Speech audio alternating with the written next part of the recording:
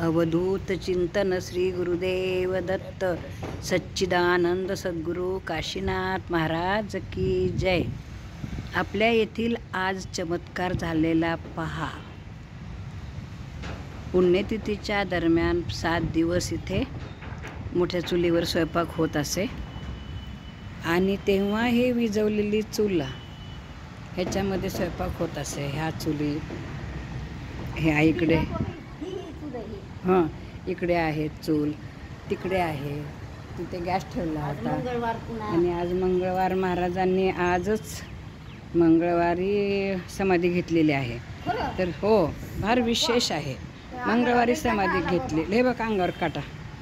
आणि मंगळवारी समाधी घेतली महाराजांनी। रविवारी विचारलं महाराजांनी आज मंगळवार आहे का, तर महाराज बाकीचे लोक म्हणले अरे बापरे मंगळवारी समाधी घेणारच काय की महाराज म्हणले रविवारीच। डॉक्टर साहेबाच्या घरी होते धामणगावकर, तर विचारले तसं रविवारी असं मध्ये घेतात का किंवा मंगळवारी, म्हणून लोक घाबरलेच, रडायला लागलं कोणी, पण त्यांच्या तर इच्छेप्रमाणे। तर आज बरोबर मंगळवारी ह्या चुलीतील हे सगळी राख भरत असताना हे एवढा आपल्याला चमत्कार बघायला मिळत आहे।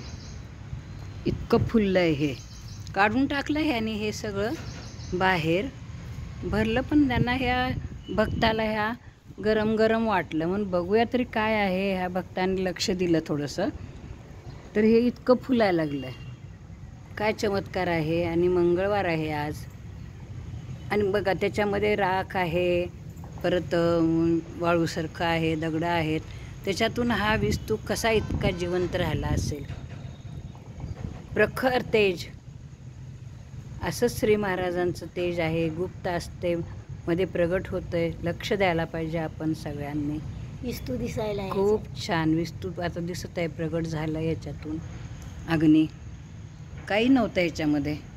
आज किती पुण्यतिथीला, किती 23 तारखेला पुण्यतिथी झाली।